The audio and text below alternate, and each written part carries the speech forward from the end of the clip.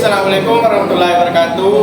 Waalaikumsalam warahmatullahi wabarakatuh. Kami di sini akan mempresentasikan kelompok kami yang berjudul Islamisasi Asia Tenggara. Materi pertama akan dijelaskan oleh Mutia. Padanya yang dijelaskan.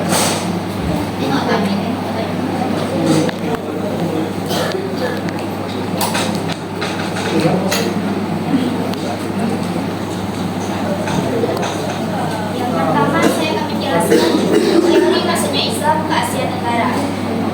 Jadi Islam masuk ke Asia Tenggara melalui suatu proses damai yang berlangsung selama berabad-abad tanpa melibatkan kekuatan militer. Jadi proses ini bertahap. Islam tersebar di satu persatu wilayah yang ada di Asia Tenggara.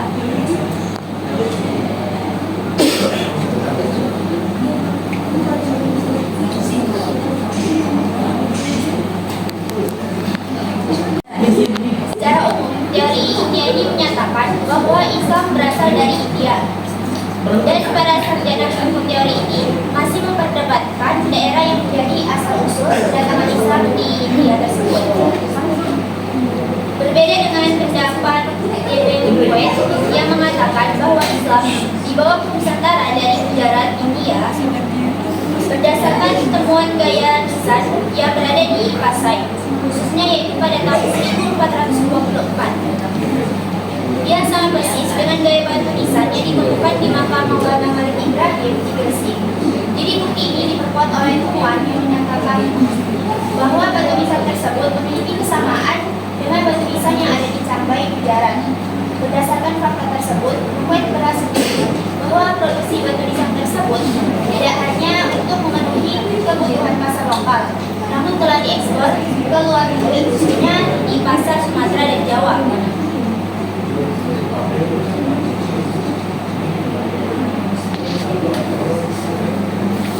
Yang kedua, teori Persia. Islam datang di Nusantara berasal dari Persia, India atau Arabia.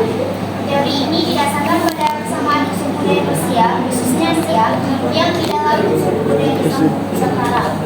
Contoh budayanya itu seperti kaligrafi. Jadi kaligrafi yang ada di Persia memiliki kesamaan dengan kaligrafi yang ada di Nusantara.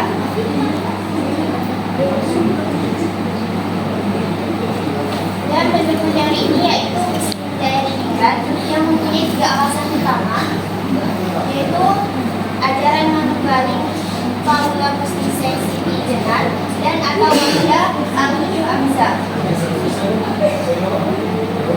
Yang kedua, ada penggunaan istilah bahasa Rusia dalam sistem mengidentifikasi Arab. Kemudian yang ketiga, tradisi peringatan 10 Muharram atau Asyura sebagai hari peringatan dunia terhadap Sayyidah Husain bin Ali bin Abi Thalib. Yang ketiga ada teori Cina. Teori ini didasarkan pada argumen yang relatif sama dengan teori dari Rusia, yaitu banyaknya unsur budaya Cina yang memiliki kesamaan di Indonesia. Dan menurut H.D. de Graaf yang telah mengikuti beberapa literatur Jawa klasik, memperlihatkan adanya peranan orang Cina dalam pengembangan Islam di Indonesia. Dalam tulisan tersebut disebutkan bahwa tokoh-tokoh besar seperti Sunan Ampel dan Raja dari Kerajaan Demak yaitu Raden Fata merupakan orang-orang keturunan dari Cina. Selanjutnya teori Mekah, yaitu teori ini menjelaskan bahwa pedagang Arab juga menjalankan Islam di Nusantara yaitu melalui jalur perdagangan. Meski tidak dapat mengambil sejarah tentang kejayaan mereka dalam menyebarkan agama Islam, namun kita dapat mengasumsikan bahwa mereka terlibat dalam penyebaran Islam kepada penduduk lokal di Nusantara.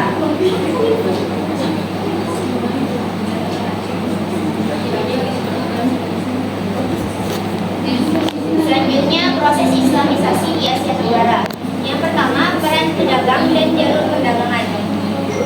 Salah satu jalur utama masuknya Islam ke Nusantara yaitu jalur perdagangan, yang mana para pedagang Arab dari India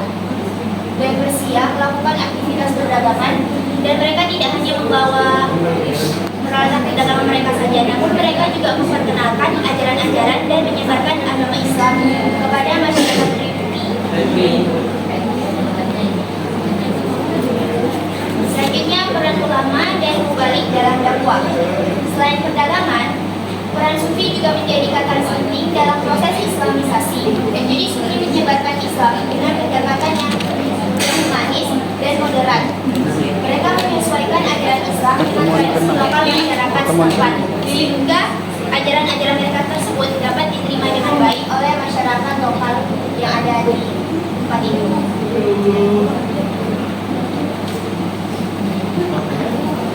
Selanjutnya akan dilanjutkan oleh Khairul Nisa.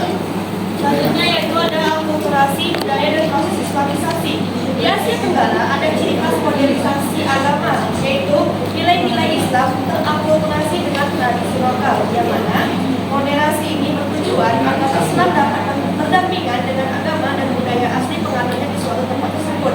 Sehingga Asia Tenggara pun menjadi kawasan yang populasi muslim terbesar, dengan Indonesia sebagai salah satu negara dengan jumlah Islam di dunia. Contoh akulturasi dari budaya lokal dengan nilai-nilai ajaran Islam yaitu yang pertama, upacara sekanten di Yogyakarta. Awalnya upacara ini adalah sesi sesajen seluruh umur, akan tetapi Sunan Kalijaga mengubahnya dengan perayaan kelahiran Nabi Muhammad dengan iringan gamelan dan sholawat. Yang kedua, pakaian pengantin adat dengan jilbab dan pakaian yang lebih tertutup. Sebelumnya pakaian adat mungkin menunjukkan bentuk tubuh seseorang secara lebih terbuka, sedangkan ketika proses islamisasi, agama Islam lebih menghargai individunya dalam berpakaian, sehingga ada pengaruh pada pakaian pengantin adat ataupun pakaian adat dengan jilbab dengan norma-norma Islam. Yang ketiga yaitu tari zapin yang ada di Malaysia dan di Indonesia, salah satunya di Riau. Asal usulnya dari pedagang Arab, dengan kulturasi antara unsur Melayu lokal dengan unsur Timur Tengah, digunakan dalam acara keagamaan penyambutan tamu pada acara-acara besar. Selanjutnya yaitu peran kerajaan dan penguasa dalam penyebaran Islam. Apabila suatu wilayah dipimpin oleh sebuah kerajaan, maka rakyatnya akan mengikuti aturan maupun tentang kerajaannya. Untuk itu berlaku juga bagi kerajaan-kerajaan Islam yang ada di Asia Tenggara. Maka penyebaran Islam itu berupa dari top down, yang mana seorang raja menganut agama Islam yang diikuti oleh rakyat-rakyatnya. Tentu raja akan mendukung dan membuat kebijakan yang mendukung dakwah para ulama, yaitu pedagang muslim yang berusaha menyebarkan ajaran agama Islam, seperti pendirian madrasah, penyemarataan strata sosial yang sebelumnya dengan kasta berubah menjadi setara di mata Tuhan. Yang pertama, adanya perubahan politik, sosial, dan budaya setelah islamisasi. Yang pertama, adanya perubahan politik, seperti perubahan kepercayaan dari Hindu Buddha ke monarki Islam, seperti sultan. Pemimpin politik sekaligus spiritual yang digambarkan lewat berdirinya kerajaan-kerajaan Islam. Contoh yang pertama yaitu Samudra Pasai yang berkaitan erat dengan pedagang muslim, menetap dan membentuk komunitas lalu berkembang menjadi kerajaan Islam. Samudra Pasai berkembang karena kerajaan Sriwijaya yang melemah dan penyebarannya di jalur perdagangan semakin meningkat. Yang kedua, kerajaan Malaka, yang mana pendirinya merupakan para Waswara, yaitu bangsawan atau pangeran dari Sriwijaya yang menganut agama Buddha, lari dari serangan Majapahit lalu menetap di Malaka. Karena pengaruh pedagang muslim, dia pun berubah masuk ke agama Islam dan melalui pernikahan politik dengan putri dari kerajaan Samudra Pasai, lalu mengubah namanya menjadi Sultan Iskandar Shah dan menjadi penguasa tunggal Malaka yang merupakan jalur utama perdagangan di Selat Malaka pada saat itu. Yang ketiga, Sultan Demak. Karena melemahnya Majapahit di akhir abad ke-15, Jawa pun mulai dikuasai oleh pedagang muslim. Dengan Raden Patah merupakan tokoh utama pendiri Sultan Demak, yang mana Keturunan Majapahit dan dicampur dari Kamboja. Dari tahun 1478 hingga 1500 Masehi, Raden Patah memproklamasikan kemerdekaan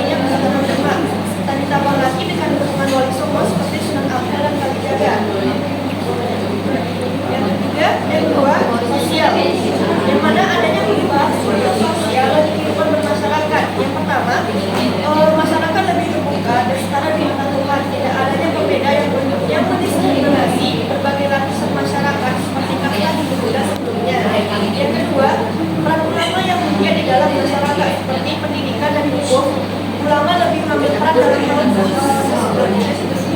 ketiga, peningkatan pendidikan agama dari dididik oleh para orang tua di langsung masyarakat, yang mana madrasah membuka kesempatan untuk masyarakat untuk belajar agama lebih lanjut.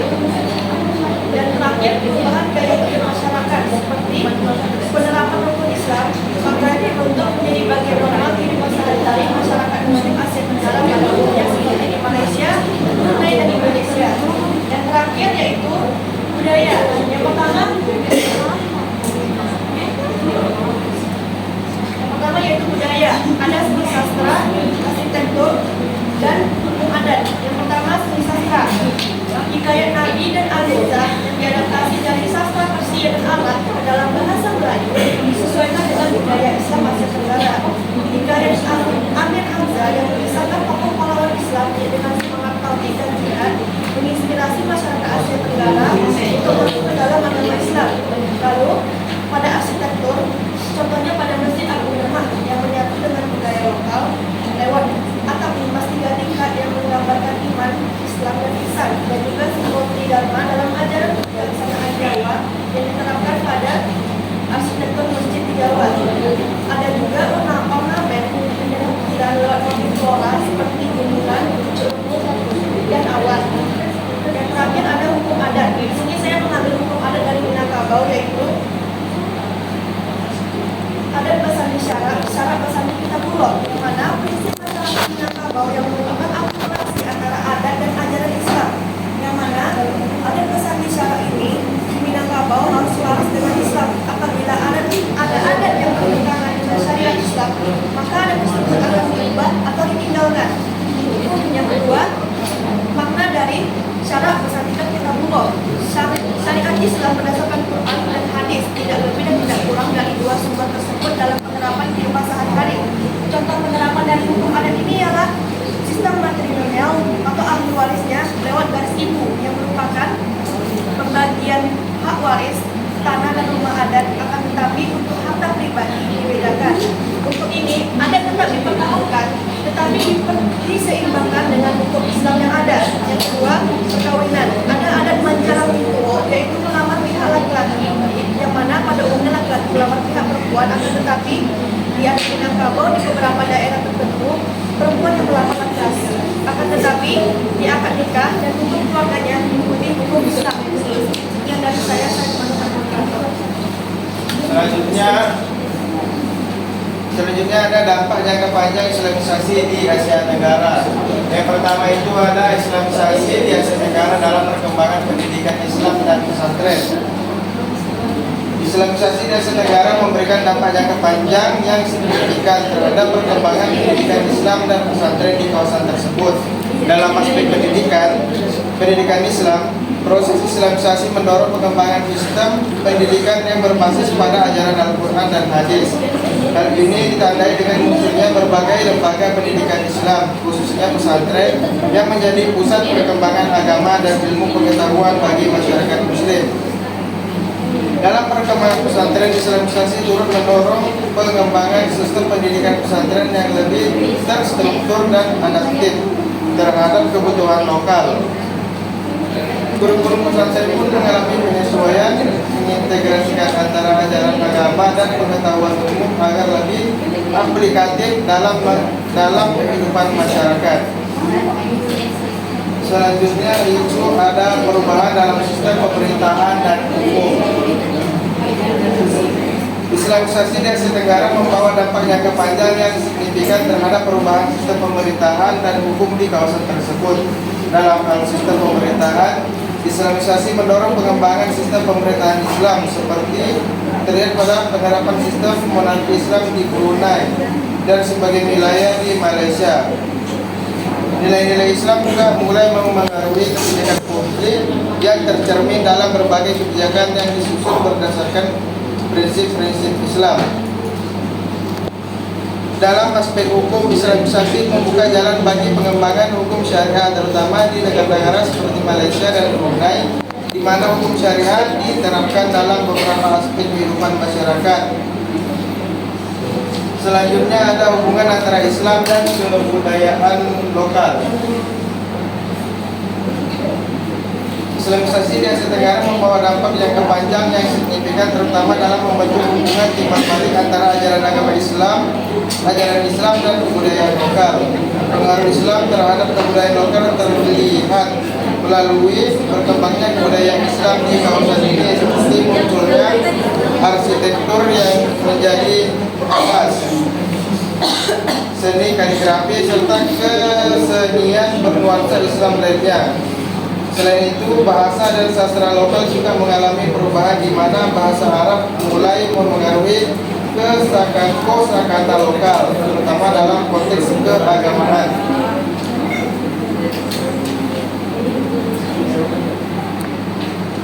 Selanjutnya ada Islam sebagai identitas sosial dan politik di era modern. Dalam ranah sosial, Islamisasi memungkinkan pengembangan identitas Muslim di Asia Tenggara yang menjadi bagian integral dari kehidupan sosial dan budaya masyarakat. Pengaruh Islam terlihat dalam berbagai aspek kebudayaan seperti arsitektur, kesenian, dan sastra yang berkembang dengan nuansa Islami. Selain itu, Islamisasi turut-menurun terbentuknya komunitas-komunitas Muslim yang menjadi pusat kegiatan sosial, ekonomi, dan bahkan politik, sehingga memperkuat solidaritas dan jaringan antar umat Islam di kawasan ini. Sementara itu, dalam konteks politik, Islamisasi turut berperan dalam pengembangan partai-partai politik berbasis Islam seperti Partai Keadilan Sejahtera atau PKS di Indonesia. Nilai-nilai Islam juga mulai mempengaruhi arah kebijakan publik di beberapa negara Asia Tenggara, menciptakan kebijakan yang mencerminkan prinsip-prinsip syariah. Mungkin itu saja presentasi dari kelompok kami. Kami buka sesi tanya jawab kepada teman-teman yang ingin bertanya. Kami silakan.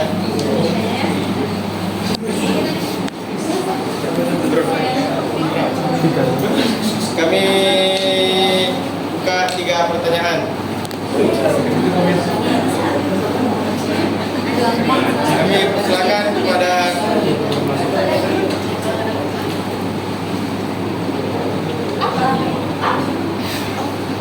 ya. Kami silakan pada Nisa. Baik, saya Nisa Safitri ingin bertanya, apakah dalam penyebaran Islam di Asia Tenggara ini ada fokusnya kepada kepercayaan seperti sihir atau dunia luar? Karena saya jumpa buku yang diapakan sama Farouk Yahya, kalau penyebaran Islam di Asia Tenggara itu kental dengan kepercayaan animisme dan dinamismenya juga. Baik, terima kasih kepada Nisa. Selanjutnya Dwi. Baik, saya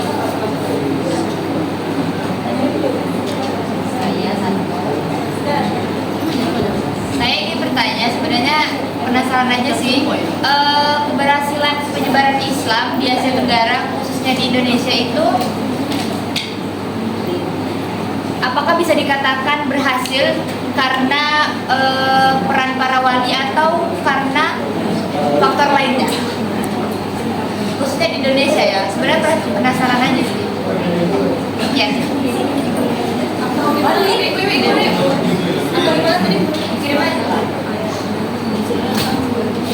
Baik, satu pertanyaan lagi kepada teman-teman. Apakah ada yang ingin bertanya?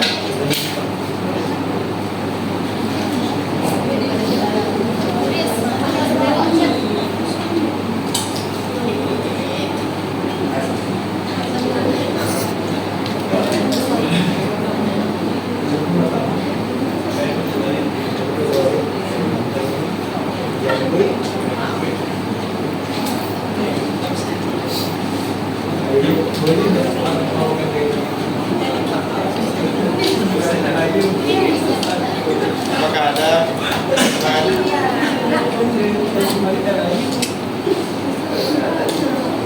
Nah, kepada Damar kami persilakan. Saya ingin bertanya kepada Bapak Nyaci, apakah ada karya sastra yang berhasil kan di negara lain kan lingkupnya Asia Tenggara? Kalau tadi itu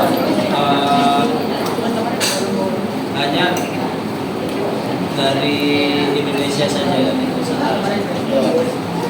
Jadi apakah ada karya sastra yang terhasilkan masuknya Islam di negara Asia Tenggara lain seperti Thailand, Myanmar atau Baik, terima kasih kepada Damar. Kami tutup sesi tanya jawab. Beri kami waktu untuk mencari jawabannya. Terima kasih.